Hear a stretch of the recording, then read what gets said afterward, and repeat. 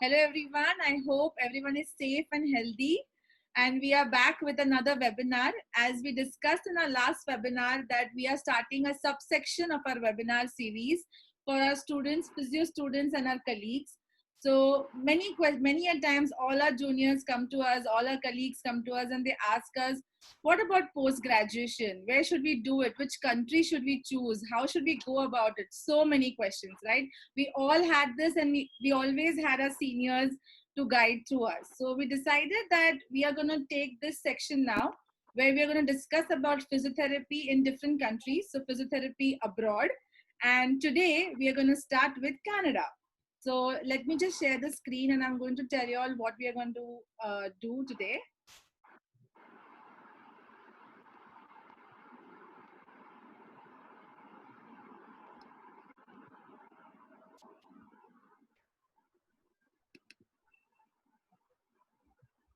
Yes, just give me a second. We have a wonderful speakers today. Nupur will introduce them in a bit. But today's objective, so we are going to learn that the master's program in Canada, what are the things that you require for a master's program, the eligibility criteria and so on. So the education perspective. Then we are also going to discuss about CAPR, which is the eligibility process for your licensure exam, which is PCE. And then work culture in Canada. How is it working in Canada as a physiotherapist? And then we'll take question answer sessions. Okay. So without any further ado, I'm going to tell Dr. Nupur to please introduce our speakers for today. Thank you, Asmita. It gives me a great privilege to introduce Dr. You're able to see the screen? I think so, yeah. You are sharing some other screen, Nupur? No, I'm not. No. Yes. Can you get back to, okay, I'll just introduce it like that. No problem. Okay, so Dr. Sneha completed her bachelor's from KG Somaya College of Physiotherapy, and later she worked as a pediatric physio with Dr. Snehal Deshpande, and she has also done NDT level 2, and she is currently working in Canada at the leading clinics in Physiomed Health. And Dr. Trinita has completed her bachelor's from Somaya, and then she has worked for a year at Harkisandas Reliance Hospital as a neurophysiotherapist, after which she is currently pursuing her master's at McGill University. So it is a great privilege to have you both, Dr. Sneha and Dr. Trinita, to have you guys talk to us about such a wonderful topic. And we have so many requests, like even Asmita and I had so many requests that they want to know how to work and study in Canada. And I really thank you both from the bottom of our hearts that you decided to do it for us. So let us begin. I think we should start with Dr. Trinita, who's going to tell us how to study and what are the master programs available in Canada. So I just want to tell everyone is that people ask us question that which country to select, and because we have done it from only specific countries, like Nupur and I have done it from different countries, we can tell you only about those countries. And that is where we are coming with this series where we are going to bring up 5 top countries, and then students and physios can definitely take home a message from there and decide for themselves. Yes, so Trinita, you can, I'm going to stop sharing and then you can start sharing, okay? Thank you so much for the wonderful introduction, Asmita and Nupur. I'm very happy to be here and I'm going to start my presentation now.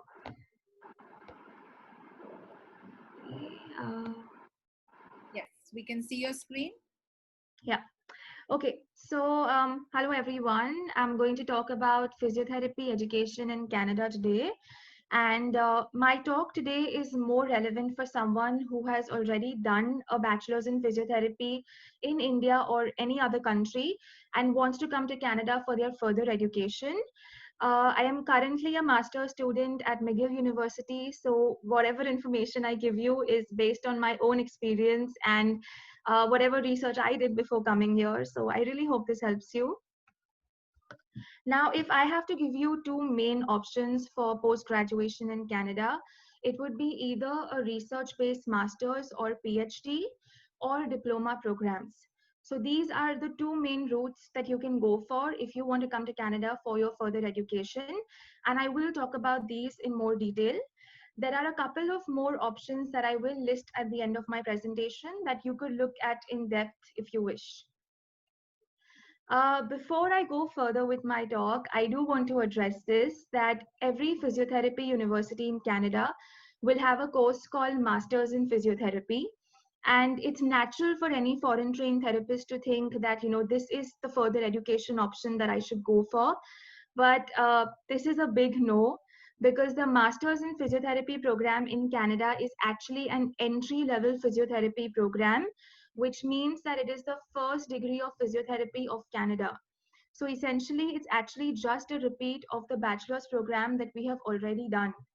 Now, how it works in Canada is that at a bachelor's level, people do a more generalized degree, like a bachelor's in health sciences, a bachelor's in rehabilitation, and then at master's level, they will select physiotherapy, occupational therapy, and other such options. So this is not the option to go for. And the reason I brought this up was because I've had juniors who've applied for this program, waited for 6-7 months for an answer, and then got rejected because they were overqualified for it. So please make sure that you look into that university carefully and think before applying for this program. Now, the first option I told you about was a research-based master's, and this is the one that I'm currently pursuing at McGill. As the name suggests, the core component of this master's is research. You will be conducting active research at a lab under a supervisor. Now, the supervisor will be your choice. You can select a supervisor based on your area of interest. So if you're interested in neuro rehabilitation, go in for a lab that works in that area. Likewise for cancer related research or sports research. So that is a choice that you have. The first 1 year of your course will be only coursework, wherein you will be doing courses. You could do research-based courses, you could do courses which are specific to your area of interest. And then the next 1 to 1.5 year of your program will be research at your lab. Now, this course is designated as MSc in Rehabilitation Science thesis at most universities. So I would look for this course in the rehabilitation department of universities. Now, to give you a gist of what I am doing, my area of interest was neuro rehabilitation. So I picked a supervisor who works with stroke and traumatic brain injury patients. And we primarily are trying to understand the walking impairments of these participants in virtual reality. We also come up with virtual reality based interventions for neuro patients. So in our lab, we use high-end equipment like Vicon motion capture system and virtual reality headsets for analyzing the walking patterns of these patients. And yeah, so that's a gist of what I am doing currently. The first 1 year of my master's was coursework, wherein I took neuro courses and research-based courses. The research-based courses will teach you from scratch how to conduct a good quality research. So that's an integral part of this master's. And yeah, so my first suggestion to you would be to please select a supervisor and university based on your area of interest. That is very important. I wanted to highlight some pros and cons of doing this program because these are things that I thought about before opting for it, and I would have liked some clarity on it. The pros of doing this program are that you will be conducting really high quality research. You will learn how to do very high quality research, something that you may have not had exposure to in your home country.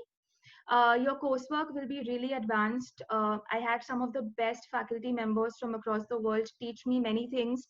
So my coursework was a very good experience. You will be trained in equipments that are now very relevant to clinical practice, like the Vicon motion capture system, virtual reality. These are all the new things in rehab right now. So you will get trained in it, again, based on the lab you select. Of course, that's very important. And I think the biggest pro of this particular program is that you have a lot of opportunities for funding. So most of the research-based universities in Canada keep rolling out scholarships throughout your program. And if you have a strong profile, you can get very good funding. I personally won 3 scholarships, so my entire master's tuition got offsetted. So that's a really big plus of this program. Or you also get other opportunities, like I got the opportunity of working as a teaching assistant. I was a teaching assistant for a neuro rehab course in the physiotherapy degree I spoke about, so that was a really good experience. You get to present at conferences where you meet people in your field from different parts of the world. You get to present at different conferences. So those, I would say, are major highlights of doing this program. In terms of cons, I would definitely say that it's a very intense and a very challenging program. So take it up only if you get a supervisor who's working in your area of interest, and also if you have some interest in research. If you absolutely hate research, this is not the course that you should go for, because it is very intense and challenging, and I didn't know what I was getting into before I came here. In terms of duration, most universities will tell you that it's a 2-year program, but because the projects are so big, I would expect at least 1 semester extension. So keep a window of 2.5 years in your mind. It is a long duration for a master's program, but I would keep that in mind before coming. And another con is that there is no direct clinical training in this program. You won't be handling patients from a clinical perspective. You won't have any lab hours. Like in terms of hands-on lab hours, you won't have that. You will only deal with patients with respect to your research project. So that is a con that you should consider. Now, a very common question that I always get from my juniors is that, is this useful if you want to be a clinician in the future? If I tell you, like from a direct clinical training perspective, the answer would definitely be no, because there are no clinical hours in this program. But I think this is a matter of perspective. I had very good courses in my degree, which taught me a lot about the new interventions in neuro, and I'm very excited to, practice that as a clinician. I got training with a lot of high-end equipment, which is now in a lot of rehabilitation centers in Canada, and I know they're looking for people who are trained in these. And more than anything, I think everything in clinical practice, the new stuff, comes from research. And this program gives you a very good understanding of the research world. It connects you to some of the best researchers in the world. So that is also something that will help you bridge the gap between research and clinical practice. So I think it's more about which lab you take up and how you use up the opportunities that this program offers you. But from a direct clinical training perspective, this is not the right program for you. In terms of the admission steps for the research-based masters, the first step is to convince a supervisor to take you in their lab.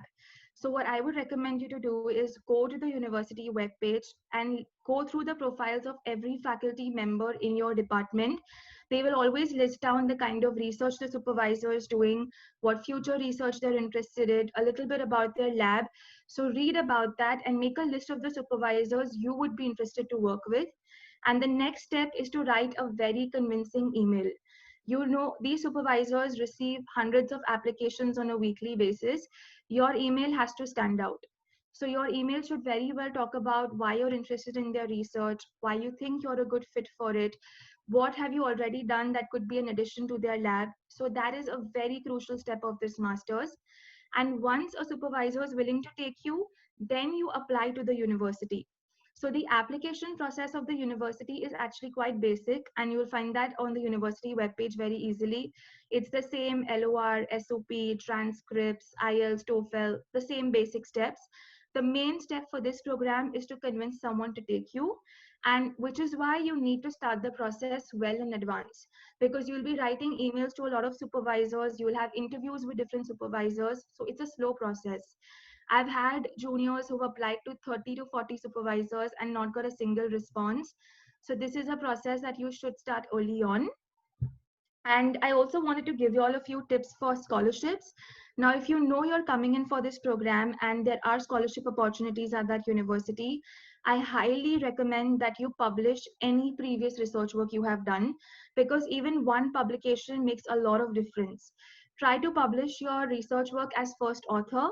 We've all done research work in our undergraduate degree, so you should publish that. If you have the opportunity, try to present these also at conferences in your home country. Like for example, in Maharashtra, MUHS has a lot of conferences that occur every year. Try to present your work at these conferences. The more conference presentations you have, the higher chances for scholarship. when you come in for your masters, you have to come in with the mindset that I have to get good grades. Like a lot of people think that, grades don't matter in masters, but if you want scholarships, they do. A difference of a GPA of 4.0 and a GPA of 3.98 can make you lose a scholarship. So scholarships are very competitive, and it's something that you need to plan for, and you need to account for that in terms of building your CV. And with respect to funding, there are also a lot of teaching assistant opportunities at most universities, and they do offset your living expense quite well. Canada also allows you to work part-time for 20 hours per week on your study permit. So that's another way to get your living expenses to be taken care of. So that was a bit about the admission and scholarship process. I've listed out all the universities for you. You can go to these university websites and specifically look at the departments of School of Occupational and Physical Therapy and the Rehabilitation Science Department. These two departments should have all the relevant courses for us. Look at the courses in detail, the application process in detail, browse through the faculty profiles of these universities. It is a time-consuming process, which is why I encourage people to start in advance. And usually I'm always asked which are the top 3 universities. It would be McGill, University of Toronto, and University of British Columbia. These are the best ones. But honestly, Canada is very renowned in the world for research. So any of these universities is a good option. I would go in for a university which is giving me the lab and supervisor that I would be interested to work with. That should be your first criteria. Coming to the next option, as I said, there are also a lot of diploma options. Now, diploma programs are of 2 types. There are graduate certificate courses and there are post-secondary diplomas. I have listed out a couple of them for you. These are the ones that most of my colleagues have done, and these are the ones that commonly people go for. And the admission process is very basic. It's again your TOEFL, LOR, your SOPs, and the admission process is very flexible for these diploma programs. Coming to the pros and cons, it's a very good option for someone who only wishes to enter Canada and start working, does not want to go through a challenging master's process. I think this is a great option for those people. It's a flexible option. The admission process is easier. The cost is, of course, much lesser than a master's degree, and it gives you time to prepare for your license exam. With a research master's, the preparation for license exam can be really difficult. So do bear that in mind. The only con would be that there is no advanced training or skill. You're not improving any skill sets by doing these courses. But if you wish to just enter Canada, I think it's a good option. There are also a couple of other options that I thought of listing out for you. One is the MSc course-based masters, and this is currently only offered at McGill and McMaster University. It's a relatively new course, and it's a relatively new course. And basically in this masters, it's again a 2-year masters where you will be doing different courses. You can select courses of your choice based on your area of interest. And you can also do a small research project in this masters. Now, this is not a full-blown high quality research. It's a small research project integrated in your masters. But this is a relatively new program. McGill last year had only 1 student in this program, so it's very, very fresh. And you can check out this program, the courses they have on the university website. You'll have all the information there. Then there's also kinesiology. So if someone who's really interested in sports science or orthopedics, there are a lot of options that kinesiology departments offer. So go to those same universities that I listed out before and go into their kinesiology department. You'll find a master's in kinesiology or a master's in kinesiology research. That's a good option for some of you. And if someone really wants to go on a completely different path, they can opt for an MBA. I do have a lot of friends in MBA who had a physiotherapy or occupational therapy background, and this may be a good option for some of you. Now, another question I'm very commonly asked is that why is there no masters in neurophysiotherapy and no masters in orthopedic therapy the way we have it in India? But actually the system in most countries is very different from India. So they usually do masters as a basic physiotherapy degree. And then anyone who wants to specialize in a particular area will go in for residency training, will go for fellowship training, or they'll go for certificate programs. But those are not good options for international students because they do not match the visa requirements. So you cannot come into Canada with those by joining those courses. And most of them are also part-time, so they're not good options for the international students. I would do those courses after I've already entered, have some experience in Canada, and then you go for those programs. And yes, those courses usually also have a requirement of 2 or 3 years of work ex in Canada. So unfortunately, we don't have specialization options, and that's the case for most countries. Yeah. In terms of post-graduation work permit, if you do a 2-year program, then you get a guaranteed 3-year work permit in Canada, 2 or more years. So 3-year work permit is guaranteed if your course duration is of at least 2 years. And if you do a program of lesser duration, then your work permit is for the duration of study. So if you've taken a program which is of 1 year, you'll get a 1-year work permit. So I would consider this also when you're selecting the program that you're going for. And yeah, that's it. That's all I have for today. If you guys have any questions, y'all can always email me. And I think I've covered everything, but if you have any questions, feel free to reach out. Thank you. That was great, Trinita. I mean, I think you covered every point and it was really put well. And thank you so much for such a wonderful presentation. Thank you. Thank you so much. So, Sneha, I think we can go on to your topic now. Hello, everyone. First of all, thank you so much for having me, and thank you so much, Asmita and Nupur, for those kind words when you introduced me. Thank you so much. All right, so let's go ahead and just start with my topic. So what I'm going to do is I'm going to divide my conversation between two. So initially, I am going to talk about PCE, the exam, which is very important for us to get into and start working as a registered physiotherapist in Canada. And after that, I'll also cover a few points about working in Canada. All right, so to begin with, PCE exam. So initially, the first part, even before you go ahead and do your PCE, is the credentialing process. So that's very important. So first of all, you can start doing your credentialing process while you are in India or any other country. Now, there are different parts. So initially, what you got to do is there are like 4 forms, which you can find easily on the website of CAPR. When I say CAPR, it's Canadian Association of Physiotherapy Regulators. So you can get those forms anywhere. So form A, B, and C is something that we got to fill on our own. So it's basically your personal information and all that you have done, your name and all of the basic things. Now form D is something that has to be filled up from the university or from the college where you did your bachelor's. So so the form is going to consist of all the information that you have done, like all the courses, the clinical hours that you have already done during your bachelor's program, and it needs to be signed and attested by the dean of the college. So that's something to be like very important point to be noted about. After that, once you're done with the form A, B, C, and D, you got to send them all to CAPR. They do not accept any emails, so you have to do that in a mail. So you always have to mail them whatever you want to. Okay, they do not accept forms with the emails. With the form D, the clause is that your college has to directly send the filled in and attested form by your dean directly to CAPR. So you should never be involved anywhere in between that process. All right.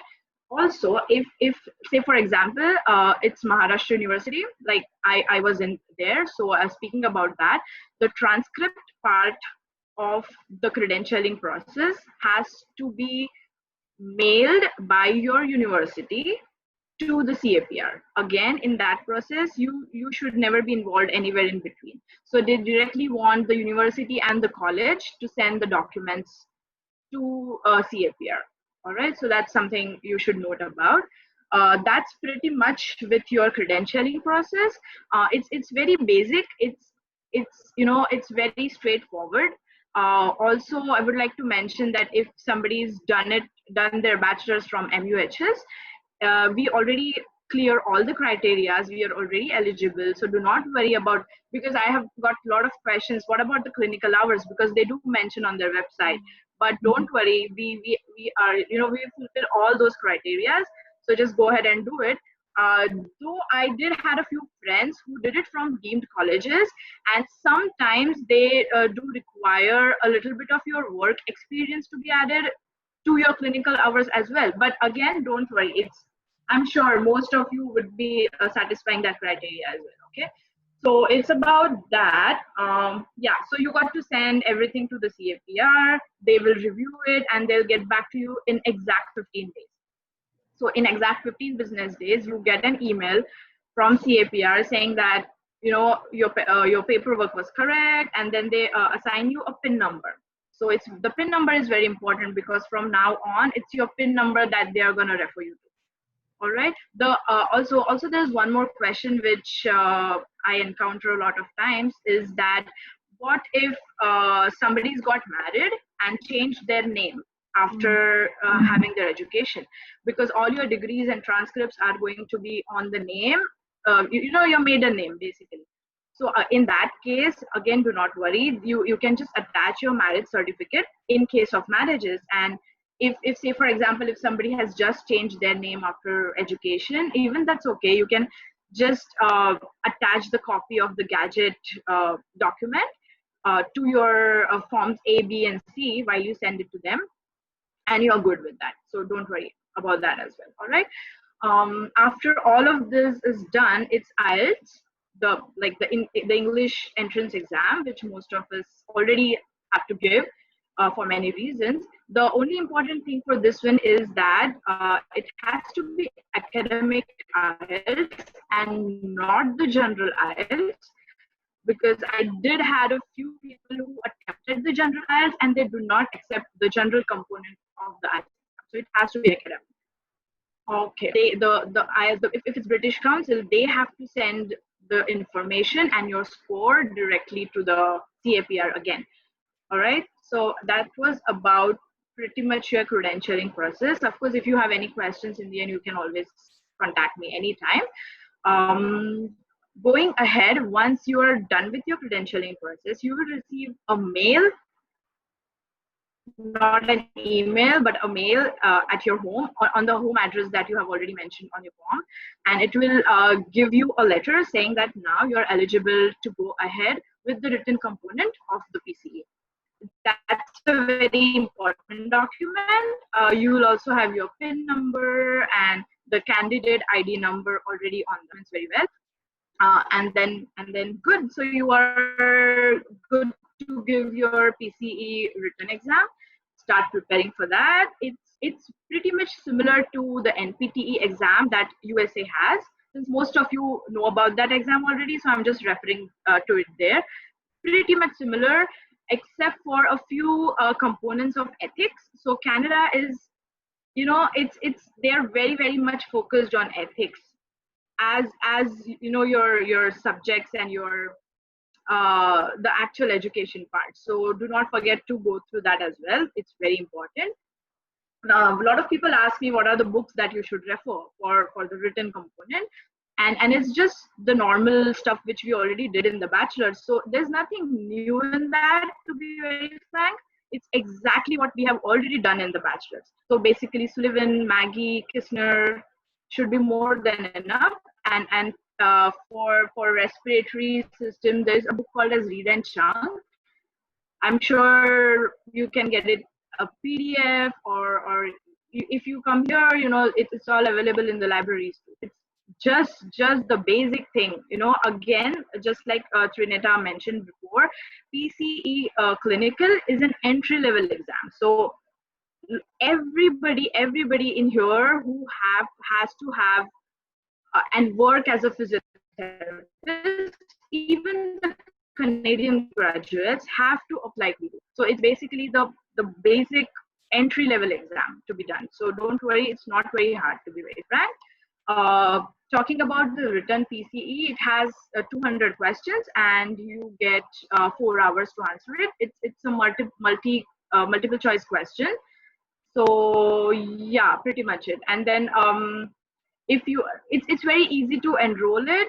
As you go through the process, you will start receiving emails and mails from CAPR, and it's a very smooth process to get into it. Okay, so that's not something to be worried about. Okay, once you're done with the PCE written exam, good, awesome, then you will again receive an email from the CAPR stating that now you become eligible for the clinical component. This is where most of the international students are a little, yeah. I just want to confirm whether everyone can hear her well, or it's just my network issue. No, we can hear her well. Okay, sorry. You can go ahead, Sneha. Okay, perfect. Thank you. I Sorry? just wanted to say I can hear her well as well. Okay, perfect. You can hear me. Okay. Yeah. All right. Okay, perfect. So I'm going ahead for PCE clinical. It's again, to be very frank, similar to what we did before, but as I said, Canada is very much, focused about ethics. So that's something that the international students need to learn more about. So I am sure most of us, like almost all of us, are very thorough with the education and the knowledge part of it, but ethics is something they really want us to be thorough with, because here there are a few rules and regulations which every clinician has to follow. So if you read about it on the website, you would come to know, what I'm meaning to say. If you just go on CAPR website and just type ethics, rules and regulations, you'll see all of the information there. So once you're thorough with that, you can of course go ahead and do your clinicals. Now for clinicals, I would recommend that you practice.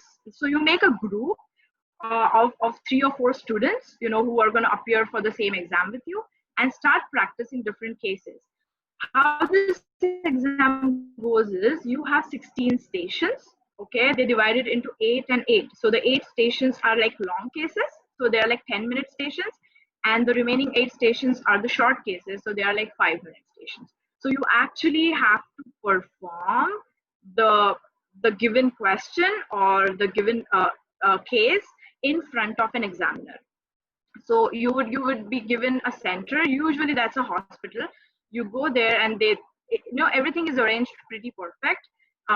You reach there sometime before. They are gonna see if you're good. You need to wear the lab coats. You need to have the stethoscope. All exactly same as we used to get prepared for our vivas and clinical exams back then. So basically you go there, it's time based. So the only difference what I felt while giving this exam is of course ethics, because we were not very much aware about the ethical part of it back home in India, but here they are too much focused about that.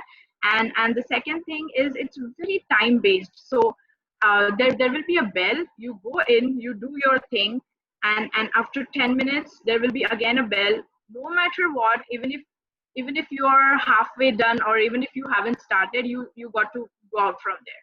So they are just gonna judge you on those 10 minutes of what you do there. Now for the long cases, in the end they also have 2 to 3 minutes for a question answer session, where the examiner actually asks you a few questions regarding the case which you just did, and you got to answer them with your best clinical knowledge basically. And that's how it goes. You do get a break after all the long cases are done, and then there would be some short cases. Pretty much that. So yeah, pretty much about it. So that's your clinical component. And guys, don't be afraid of the clinical component. It's exactly like we used to do it back home, because I get a lot of questions just about the clinical components from a lot of my juniors. So again, it's nothing to be worried about, so don't worry there. Okay, so yeah, and after you're done with the clinical component, hooray, you're a registered physiotherapist in Canada, and you can start working independently. You can even open your own clinic. So you could work in hospitals, you could work with clinics according to your likings. And like Srinata mentioned before, this is an entry-level exam. So it's absolutely not necessary for you to already have a master's degree beforehand.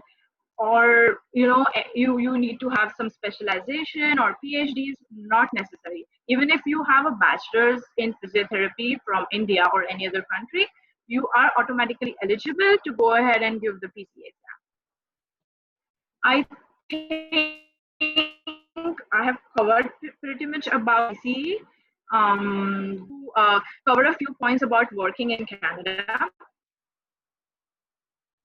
So how it goes is, for example, if somebody is just coming to Canada and doing any of the courses, like Trinita already mentioned all of them, while you're doing those courses, you can already start applying and start working as a physiotherapy assistant.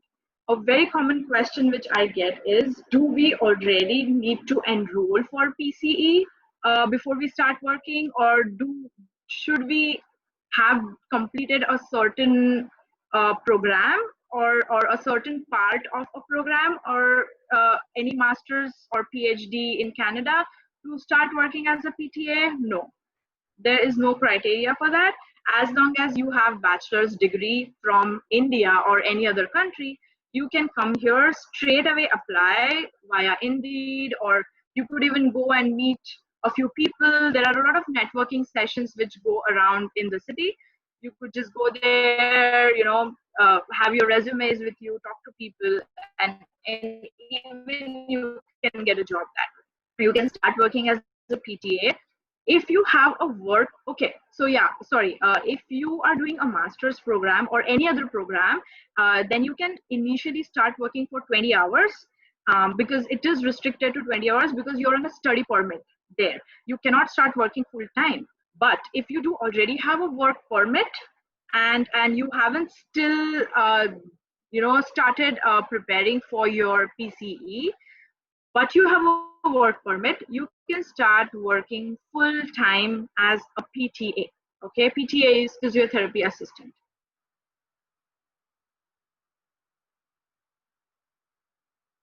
So that's about it.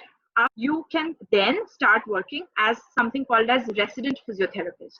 Now, what's the difference? When you are a physiotherapy assistant, you basically assist a registered physiotherapist. Complete your written component, you can start working as a resident physiotherapist, which is almost like a registered physiotherapist. So basically you do all the assessments, you can start and make your own treatment protocols which a PTA can follow. The only difference here is that you need to have a supervisor on your profile who will be in touch with you constantly. So he or she is somebody like a mentor for you. So they do want a supervisor in there, because if you have any questions, if you have any doubts, you can go ahead and talk to your mentor, and the mentor is supposed to guide you there, because you have not completely done your PCE exam yet. So that's the difference between a PTA and a resident physiotherapist. After you're done with your clinical component, which is the last part of the exam, then you are a registered physiotherapist, and so you no longer require a mentor or a supervisor after that. So that's a very important point again, because I get a lot of questions about working here. So those are the 3 stages you can work in after you are in Canada. Also, I think I just forgot to mention a very important thing is that for the written component and for the clinical component, you just have 3 attempts each. So you have 3 attempts for the written component and 3 attempts for the clinical component. If you're not able to somehow, unluckily clear the exam in those 3 attempts, they do not allow you to sit for the exam for the lifetime. So it's a bit of a pressure, I understand, but again, I'm telling you, don't worry. We are so well trained that this doesn't happen. So please don't keep worrying about that. Just go ahead and give you 100%. Okay, even if you couldn't do it in 1 attempt, you still have 2 more left. So think positively and think that way. All right, so that was about working in Canada as well. Also, I get a lot of questions regarding the pay scale, since we are talking about working in Canada. So when you're working as a PTA, which is just after you come to Canada and you haven't given any exams, the pay is pretty low, to be very frank, but again, it depends on province to province. So since I'm in Ontario right now, I think I'm going to just talk about Ontario for now, because the taxes and the pay scale rate in each province is different in Canada somehow. So if you still want to go ahead, you can Google anytime, you would get all the information there, okay? So in Ontario, if when you start working as a PTA, you would get paid anywhere between a $15 to $18 per hour for the time that you are working with them. Then as you are a resident physiotherapist, which is after you clear your written component, it's somewhere around the $30 to $35 per hour. And after you become a registered physiotherapist, it's a huge like difference in there, because you might get paid anywhere, sometimes even $50 or $55 there. So it's a huge range, I would say, because it depends on if you're working with a clinic, if you're working with a hospital, if you're opening your own thing. So it's pretty much there. So yeah, that's pretty much about the pay scale here. Usually it's an hour basis. A few clinics do also offer a percentage basis here after you are a registered. It might be like you get 40% of whatever they earn from that patient, and the 60% goes to the clinic. Even a lot of clinics are now starting to opt that kind of pay scale. So just wanted to mention about it. And yeah, I think most of it. If there are any more questions, feel free to ask me and I can answer all of them. Yeah, I think you pretty much. Am I audible? Going. Yeah. Yeah. So yeah, you pretty much covered all the process. I just had one question here because we are on this Sure. topic, is that what's the difference between academic IELTS and general IELTS? So usually, you know what, we have like a written, reading, listening, all those components. There is just a little difference in the written component when you appear for a general IELTS and when you appear for an academic IELTS. So the written component, so basically it's the academic IELTS, but if you appear for a general IELTS, it's usually a little slur, I would say. There is one AC and there is just one graph, and you just got to mention or elaborate the graph which they give you. So basically just a little difference, to be very frank, and maybe they might be a little lenient with general and academic, because general IELTS component is something that everybody who applies for PR or work permit can give it. So even if it's your parents, even if it's if you're applying for your parents' visa or something, they still have to give the general IELTS component. So they are a bit lenient there, because if you're going for an academic day or later, so they might be a bit more focused on how you speak and how you write. Just that, not a much difference. Like when you study, it's pretty much the same basically. Right. And when you talk They have one more question over here. Like, Yeah. Like how necessary it is to know French when you're working in Canada. Can you highlight that? Yes. Okay. Thank you very much for asking this question. I think I missed the whole part of French in Canada.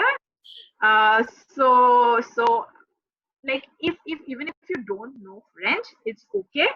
If you're in any other province except for Quebec, if somebody is planning to be in Quebec and Montreal, it becomes very important for them to know French, because the population which already exists are mostly French speaking, and since our field is all about speaking, like mostly about speaking whole day, talking to patients, so they prefer if somebody knows English and French, if somebody is bilingual already.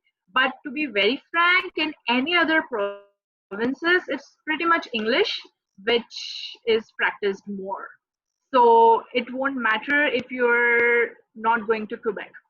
I think Trinita, if you want to add something, because I think Trinita, you Yes. are in Montreal, right? Yeah.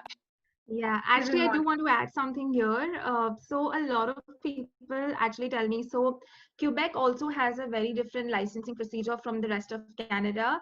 And a lot of people in the past have actually done the Quebec licensing process and then migrated to other provinces. So the Quebec license process does not need you to give any exams, which was a loophole for a very long time where you could get the Quebec license and then migrate. But right now the Quebec licensing agency has also understood that this is happening, so they've made rules a bit strict, and they have also added some kind of exams. If you're missing some coursework, they, according to them, if you're missing coursework, they make you give exams.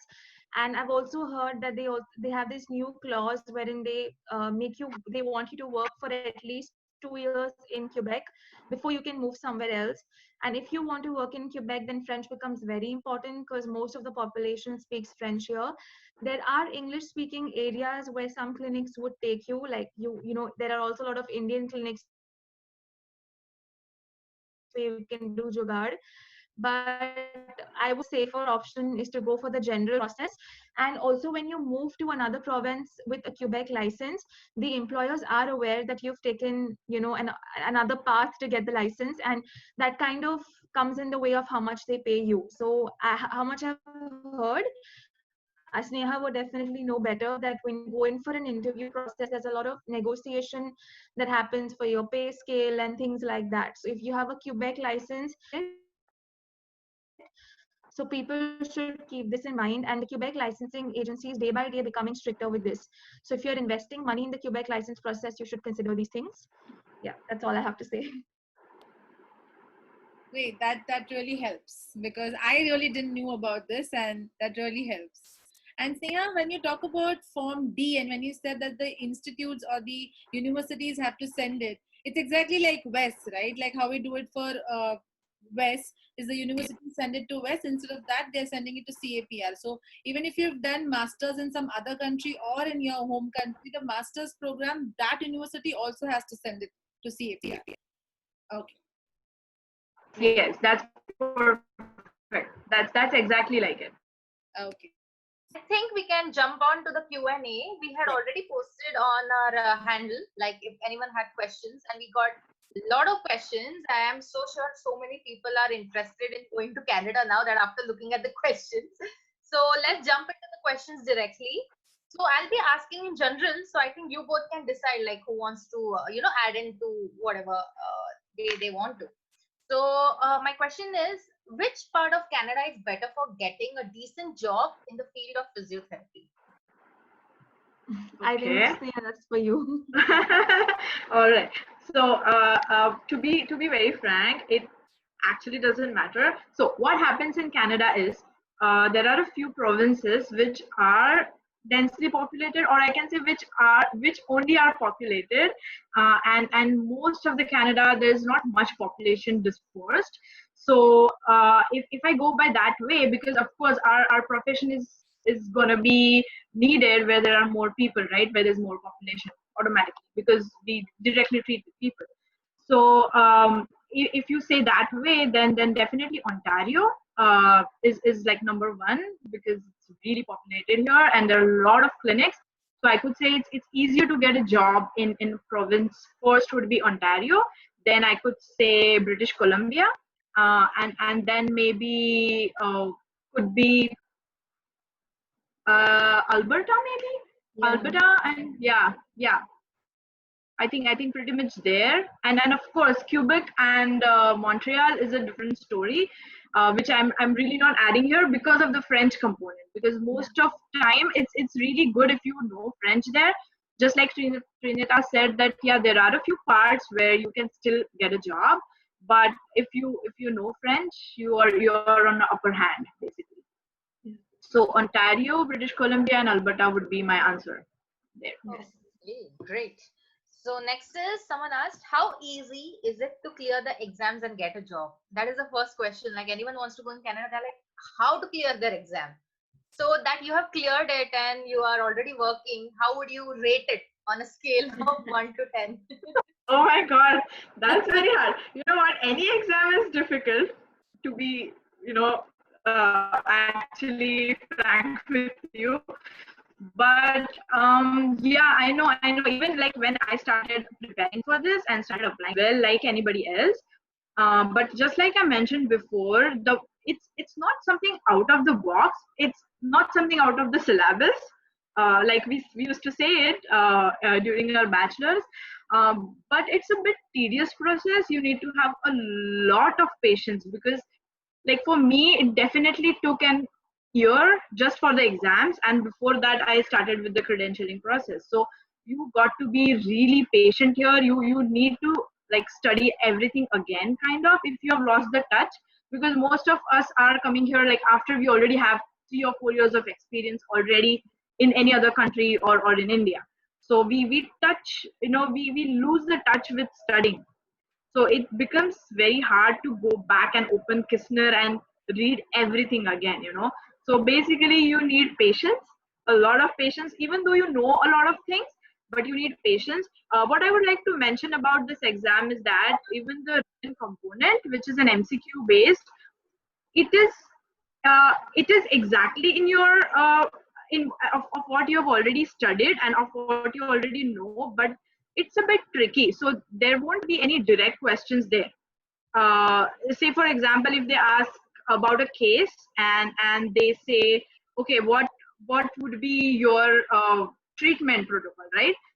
In India, we would have written like 5 pages of how we can treat a case, right?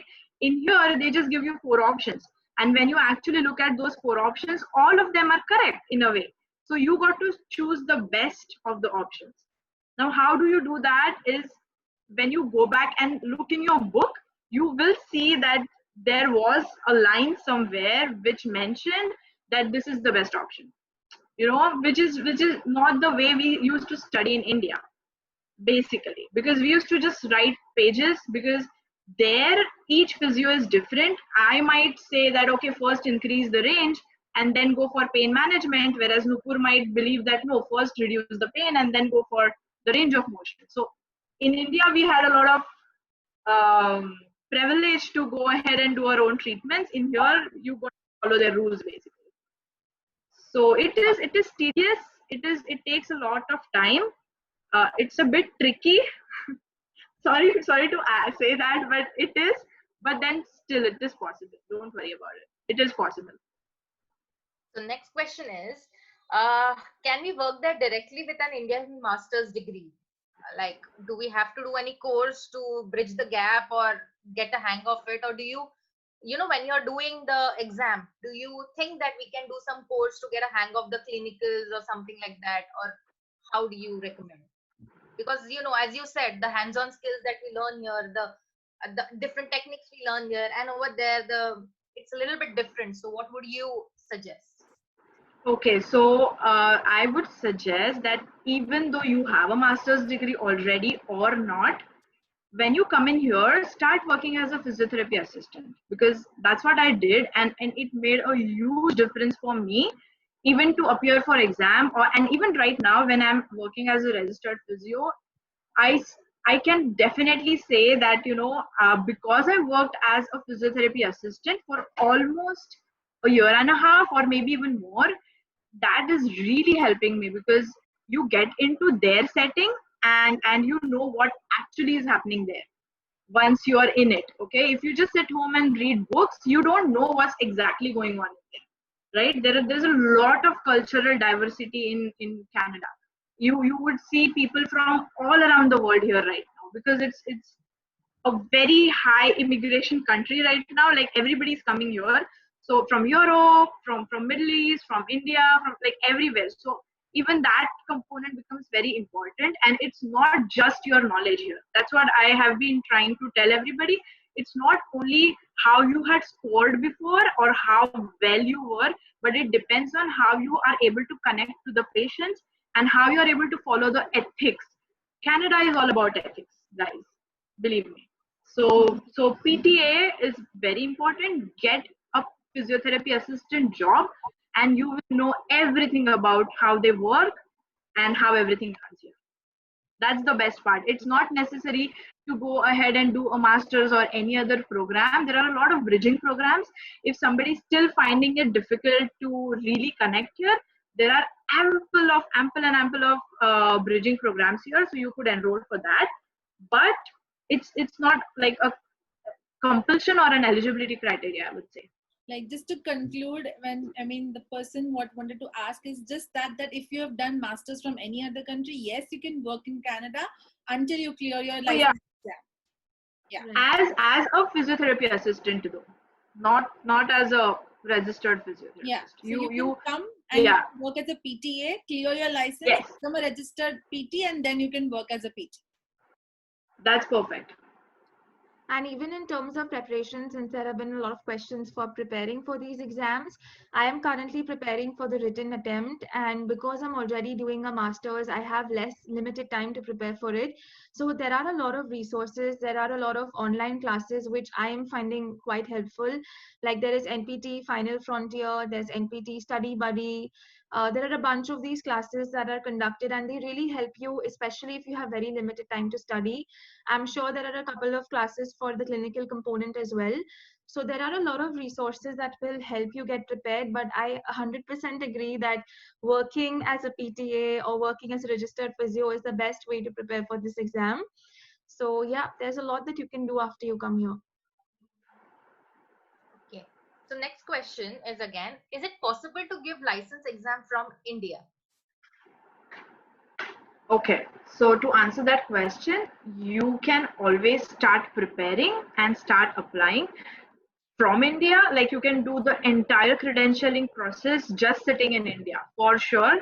You can start preparing for the PCE written component from India for sure.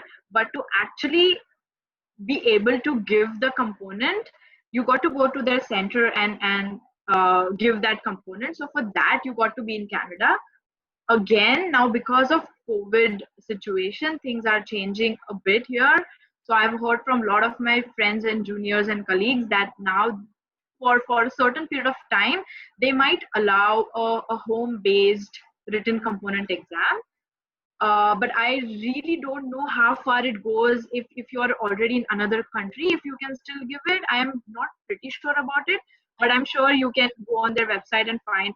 I don't know if Trinita already knows about it. She could add more. I can add because I know someone who is giving the Okay. exam from India. So basically only because of the COVID situation right now, Yeah. because there's a lot of backlog happening and all that. So the PC exam board or whatever the institution is called has decided that they are allowing people from any country to give the exam only if they're registered and they're eligible and everything. And I think for now they have kept the limit till November 2020. But only till November 2020. So once the COVID situation is handled well, I'm sure they won't allow the written component from the different countries. But right now, Percy, I think from June or May, I think till November 2020, they have allowed that you can give exams from your home countries. Yeah. Basically, all the 2020 attempts can be given remotely. A few countries are not allowed, like China and some other countries which have a lot of ban on their internet service. They're not allowed to give it remotely, but India is allowed. Sneha, again a question for you. How long do you recommend like a person studies before giving the exam? You can't just go out of the blue and say, today I'm going to give my license exam. So what do you recommend? How much to prepare before you give in your first shot? Because 3 shots, it's all we have. So what would you recommend out of your personal experience? Okay, so to answer this question, it depends on a lot of circumstances actually. Just like Trinita said, she's already doing her master's program, so she has very less time, right? So it would differ from person to person. I would say it would also differ from person to person in the meaning that how long you have lost contact with studies specifically, even though you are working.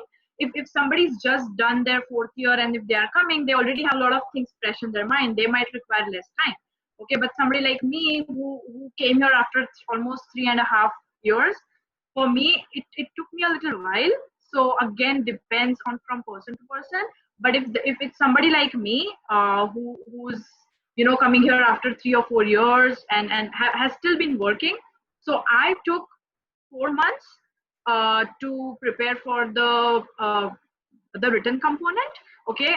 Also to mention, I was working part-time as a physiotherapy assistant. When I was doing this, it wasn't full-time. If you're working full-time, they say you require around 6 months, because the whole day you're working, and you come home, you still have other things to do, and after that you study, and just on the weekends. So say about 6 months in that case. If you're just working part-time, say about 4 months, and you can give your written component. And for clinical component, I would say again a 4 months, 4 to 6 months too, because you got to practice a lot in there. And if you're still working as a resident, then say maybe some more time. So let's say 4 to 6 months for each.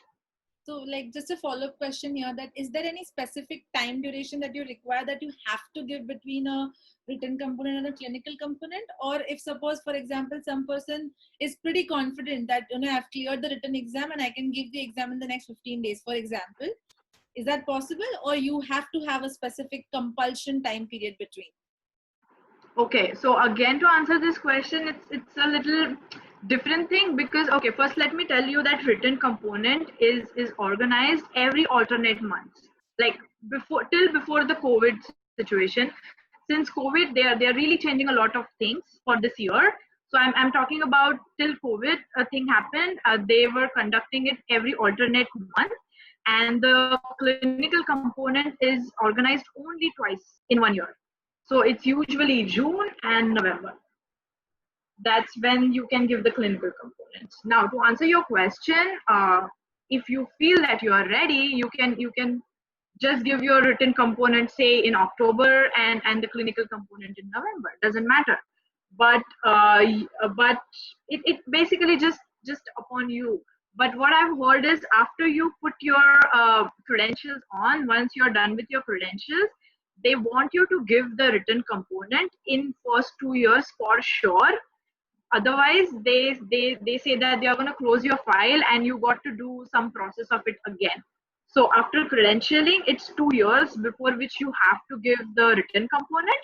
And for clinical component, it's as long as you want to take. You can take your own sweet time to prepare for that.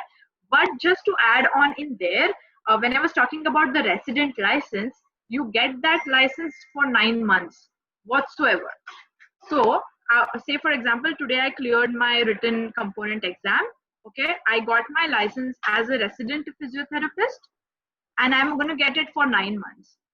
Now it's on me if I want to give away the exam in those 9 months, or I want to first just work for 9 months and then sit home, study, and then give the exam.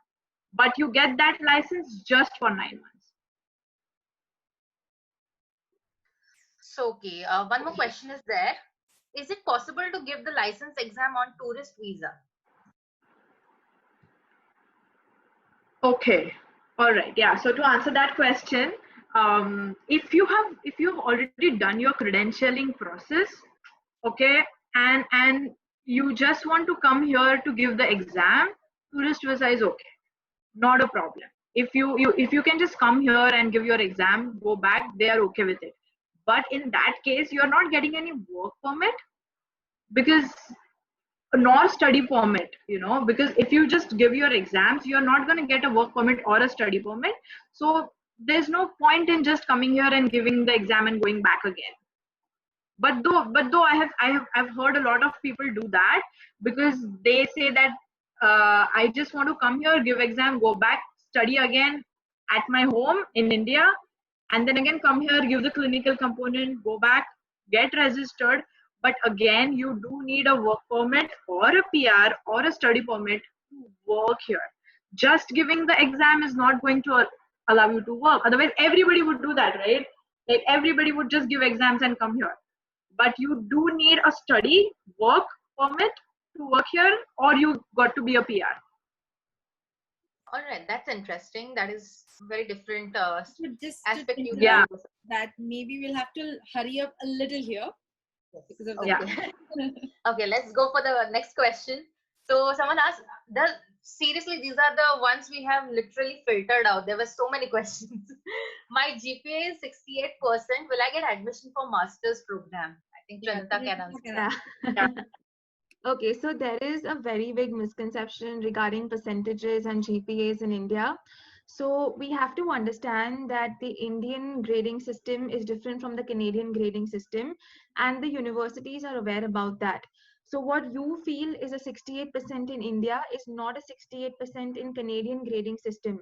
So all universities have a foreign GPA conversion scale, and they will convert your scores based on your transcripts, your hours, and everything to a Canadian level. They will do a conversion so that you can compare it with the Canadian score. And usually, if you're between 65 to 70% in India, you're good for admissions in Canada.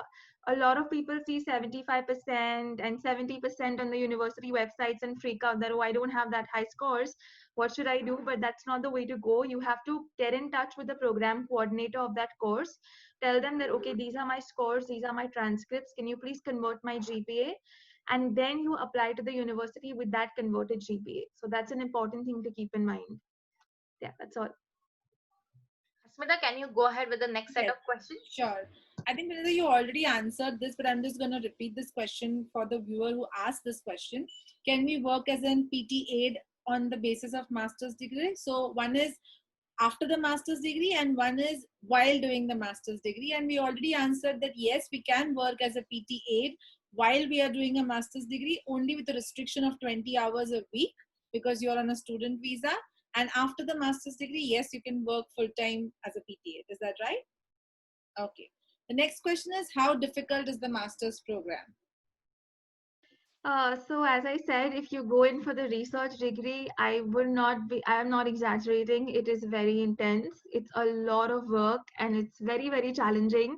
I personally did not know what I was getting into when I came here, which is why I keep telling people that make sure that you go into the area of your interest, because you have to like it. You're doing that thing for 2 years. Try to choose a supervisor that is easier to work with, because that's very important in the research world. So yeah, it is a difficult journey, but you will learn a lot. So I think at the end of the day, it's worth it. The next question is list of universities, which you have already mentioned, but along with Yeah. it, they have also asked the fees. So maybe we can give them a range or something like that. So the fees differs for every university, and usually the Quebec universities are cheaper than the other provinces. So in Quebec, between 28 to 35,000, I would say, is the range of fees for the entire 2-year program in Quebec. Ontario is a lot higher. University of Toronto is quite expensive. But then I would like to add that even the funding changes with the fee structure. So you would get more funding in a university that has a higher fee. So it kind of balances it. And to be specific, it's Canadian dollars. Yeah, Canadian dollars, right? Yeah. Okay. The next question is, how easy or difficult is it for a foreign educated physio to find a job in Canada? Okay, that's me, right? Yeah. So, to be very frank, now that a lot of physios are coming in here, I have heard from a few of my friends that it is getting a little tricky. You got to be a little step ahead from the others, like during your interview process, and prove yourself better, because somehow there are now being a lot of physios coming to Canada because the USA is almost closed for us, kind of, I could say. Like, you can still go ahead and do the DPT program in there, but kind of it's closed. So it's the next option, the better option is Canada. So a lot of them are coming. So now it's getting a little trickier to get into. But if you're in a province like Ontario or Alberta, like those three which I mentioned before, it should be quite okay. So it's not about our knowledge. It's not about anything of that. You just got to prove yourself better than others. That's all. You would get in. Okay, that's great. Good motivation to come there. Okay, so next question is, what is the average pay, which I think you already mentioned, but can you just Yeah, include it in one sentence again? Sure. So if you're working as a physiotherapy assistant, it's somewhere between $15 to $18 per hour, Canadian dollars, of course. If you're working as a physiotherapy resident, it's somewhere between a $30 to $35 per hour. And if you're working as a registered physiotherapist, it could range from between a $40 to $55 per hour, around there. Perfect. Next question is, what are the different stages that jobs are available in? For example, outpatient, nursing homes, home health, etc. So all that you mentioned, jobs are available in all of those fields. It could be clinics, hospitals, rehab centers, anywhere. Jobs are available everywhere. So a physiotherapist can work in any of these settings. Yeah, pretty much. Then next question is, do most employers offer job benefits like PTO, etc.? How much PTO is common? To answer this question, it's gonna differ a lot with provinces again, because If for you a can few. mention also what is PTO for viewers who don't know what PTO is. Okay, so these are basically okay. So in Canada, healthcare is free of cost, apart from physiotherapy, dentistry, or the paramedical fields. Apart from that, if you have to go to a physician, or if you want to go to an emergency care, if you want to get operated, it's all free of cost. If you have a health card in your name, it is free of cost, which is why this PTO and all these benefits, things come along. So a lot of companies do not provide benefits because you're already covered with health card for all the other issues. Okay, it's only your paramedical stuff and your dentistry which is not covered. So in here, what I've seen in Ontario, mostly nobody gives the other benefits apart from the health card.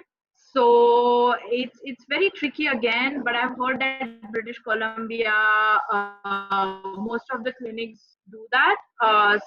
So it's very hard to answer that way. It depends on employer to employer, but these are the benefits apart from the physician or any emergency care. So say for example, tomorrow I want to go to a dentist.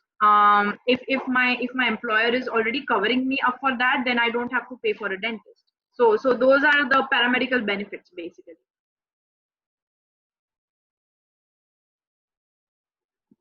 So, I mean, PTO is not paid time off, what I thought. So paid time off, no, you don't get anything of that in there. So PTO basically consists of definitely paid time off and all of the paramedic benefits. So it's usually like a package. Okay. But in Ontario, you I have not seen any employer doing that for you yet. If there are any, maybe I'm not aware of. But in Ontario, no. Sunita, what about your province? Do you have any idea or do you want to add something here? I haven't worked as a physio Yeah. in Quebec because of the language, so I have no clue about Quebec, but I can find out if someone wants to know. Okay, perfect. Okay, so the next question is, what are some things that they dislike about being a physiotherapist in Canada? I think both of you can answer this question. Like, what do you dislike about being in Canada? Because everyone will be like, Canada is the next goal. Yeah, I mean, we What do can add on a question here is like, Sunita, you can tell us about the dislikes you have as a student or in an educational program, and Sneha can tell us about the working culture there.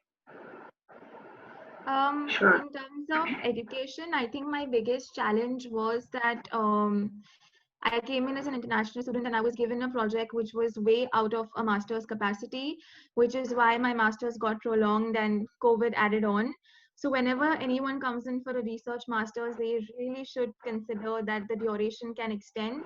And that's something that you have to clarify with your supervisor in advance. So that was one of the challenges I had. But otherwise, honestly, as a student, I've loved it here. Montreal is a great city. I've had a lot of fun. I've learned a lot also academically. It gave me many new experiences as a TA and conferences.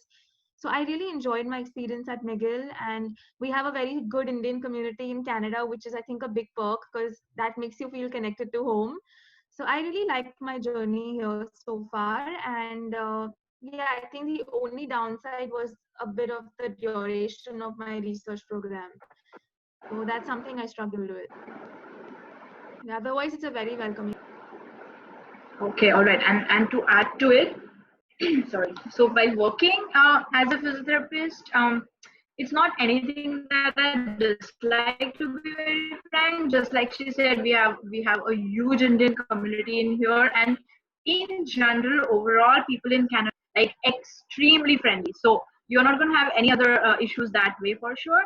But I can definitely add on that the PCE was a bit of challenge maybe for me because it's very long process. Like I really had like I wasn't working as a registered physiotherapist for almost like 2.5 to 3 years. So it took me a little while to do all these processes with credentialing and then study and while working around, right? Because of course you just can't be home and start studying. There are a lot of other expenses that you got to look out at as well. But if you say working wise, it's excellent to work here. It's excellent. Yeah, I think that's about it. I think we have covered a lot of things today, right from how you enter Canada, whether it's a master's program or a PR program. And we have answered all the questions. Nupur, you want to conclude? Yes, definitely. Thank you so much. I mean, literally, it was an enlightening session for me and Asmita. And of course, it will be so much beneficial to a lot of juniors and our colleagues who wants to enter Canada as a physiotherapist. You guys should be the brand ambassador. The way you have portrayed it so positively. I mean, every Totally time I agree. heard about Canada, every time I heard personally about Canada, I used to get scared. Oh my God, the licensing exam. Oh my God, the exams are so tough. I think both of you cleared our doubts so nicely, so efficiently, and so I think this was really good that you both took your time out and helped us to put up this webinar for us and all the students who are going to hear you. Thank you so much, and thank you from me and Asmita. And our, it was really one of the best lectures till now, literally. Yes, and I Thank second you that so much. completely. Thank you so much for, I know you all are both very busy and still you all could manage some time and do this for us. So thank you very much. And for everyone, if you all have any questions, you can comment below. You can comment on our Facebook, Instagram pages, and we will definitely forward it to them and we will get back to you on that. Thank you Thank so you Thank you for much. very having much. us. Thank you. Thank you so much for having us here actually. And just like you said, yeah, brand ambassador of Canada maybe. Anytime, just guys feel free to ask any questions. We are always here to help. Don't worry about Yeah, that. for Thank sure. you. Thank you so much. Okay, guys, stay safe. Stay safe, everybody. Bye bye. Thank you. Bye.